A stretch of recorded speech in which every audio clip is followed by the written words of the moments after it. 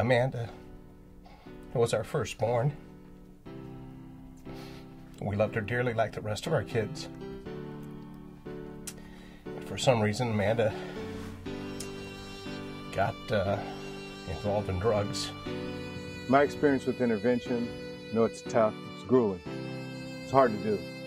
The idea of standing in front of someone or sitting in front of someone and telling them that you want them to get help is tough. She was struggling with her identity, and that's where she kind of fell into this other ground, and we lost her.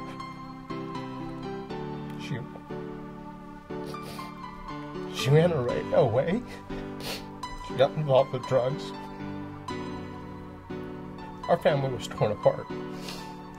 Really torn apart.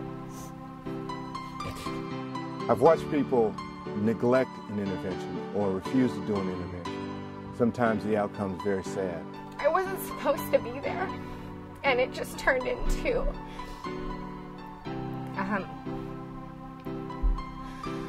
a situation where my parents kind of just unloaded and I checked out emotionally.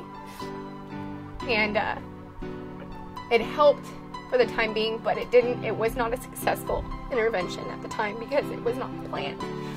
Because that person is frustrated once a tragic event happens, that they haven't done what they're supposed to do to get that person help. And this is the part that really confuses me and frustrates me more than anything, is that anytime you have something that's going on that's this serious, that what you want to do is make sure that you stop it as soon as possible.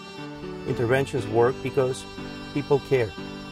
And when faced with the reality of caring, a person has no option but to allow that help to occur. At one point, when you find letters that she had written about taking her life,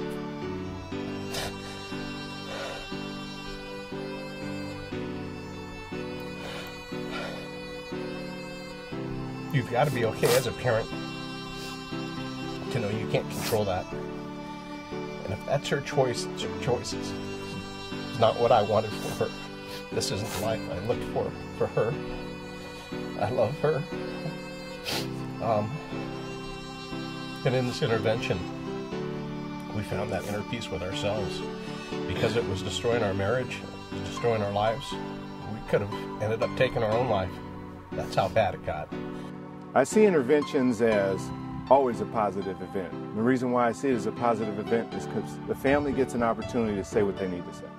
And the addict or alcoholic or person struggling with a drug or alcohol problem has the opportunity to get the help. And it makes it their decision. The family often finds that once you talk to that person, everyone gets on the same page. And then the boundaries can be set. The goals can be met. The opportunity is there. What we do know is that the brain has what we call plasticity. And that means that it's able to adjust to environments and circumstances. When someone uses, the brain loses that plasticity. So we have a situation in which now, by means of an intervention, we are forcing an individual to recognize the need for change. You know, really all I wanted to do was be able to stop.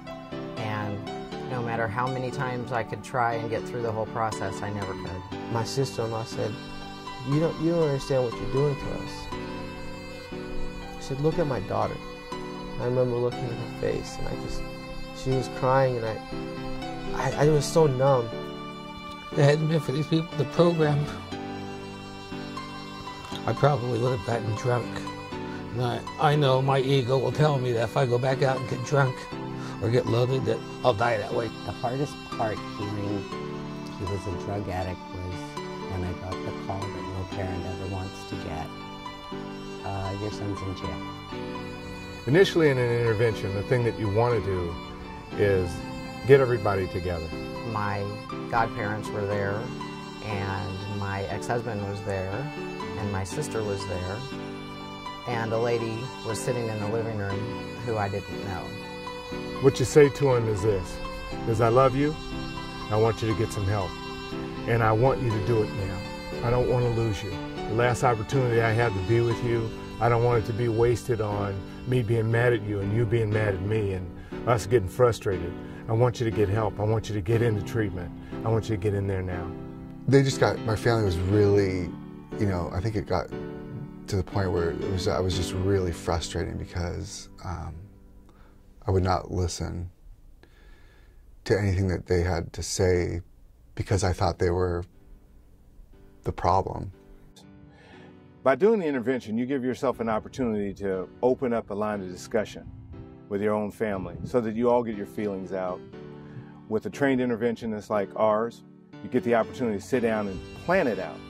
Without the intervention, a lot of times the struggling addict, alcoholic will continue to struggle, and they won't even see what's going on in their lives, although it's affecting their lives, and it's also affecting the family, friends, and loved ones around them. The family basically told me that what they were doing was they were having an intervention, and they wanted me to consider the idea of going away to an inpatient treatment center.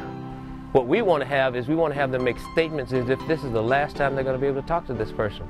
It may well be, because the individual that we're doing the intervention on is in serious trouble. The final phase of the intervention is the actual intervention itself. This is tough. Sometimes it's difficult.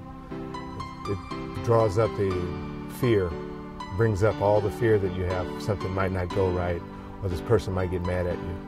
This is a tough one. That's what the interventionist is for, is to help you through that tough part of the process. And I immediately got mad and headed for the garage and slammed the door and didn't want to have anything to do with any of it. But deep down inside, I was relieved. And that was the very first feeling that I felt when I realized what was going on. The thing is about an intervention is you get an opportunity to put the words to your feelings. And for the family, it feels as if for the first time you got it off your chest. Because you don't know what to do, you're frustrated. You don't know how to talk to them, what to say, what to move them. If you say the wrong thing, it might get worse. If you say the right thing, maybe you'll cause something negative to happen and you'll feel responsible. And the truth about intervention is this, is that an intervention allows the family to say what they need to say to the individual before it's too late. The intervention we have is more than one intervention.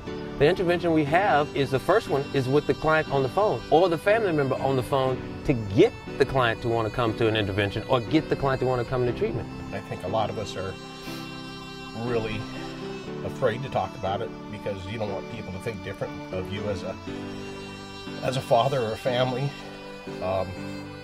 But you learn quickly that this happens to all kinds of families. It doesn't matter if you're rich, poor, broken family without, a father or mother, any of that. Usually when you come into treatment, you hate yourself. You look in the mirror and you can't stand the sight of the person on the other side of that mirror. What we're trying to pull out of the addict is the behavior that they haven't noticed because it has been a part of what they've been doing. We're trying to pull out that those are patterns that can be changed. And the thing is the addict, in their active addiction, is only looking at being satisfied. You get to the point where you feel as if, I don't want to do this anymore. Maybe I should give up. There's no hope. Why try anyway? I don't really want to live without feeling good. I know I can make myself feel good.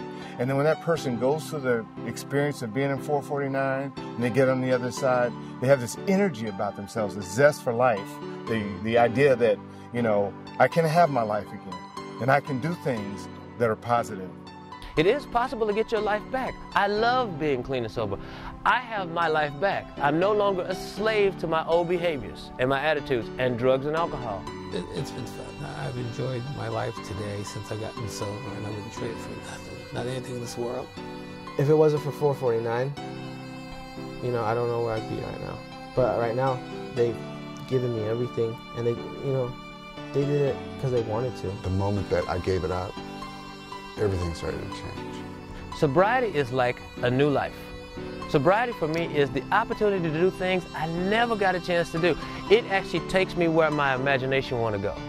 Life when you're clean and sober is the most amazing experience I think a person could have, especially when you've known what it's like to be on the other side. 449 has helped hundreds of people. Their lives have totally changed. It has helped the individuals and has also helped the staff. We can help you. We've helped families get their loved ones back. We've helped individuals get themselves back. We can help you. We're here to carry the message that there's some hope, that we can help you to turn your life around. Watched you coming here a wreck, to see you get your pride back, your self-esteem back, be able to get your whole family back, those things that you thought you had lost. When you see someone turn their lives around, it's the best thing, the best experience that you can have. And I love doing what I do. Contact us today to arrange an intervention for a friend or a loved one. You can easily schedule an intervention or consultation online with one of our counselors. Don't waste another moment, as a life depends on it. Call us today at 855-449-4490.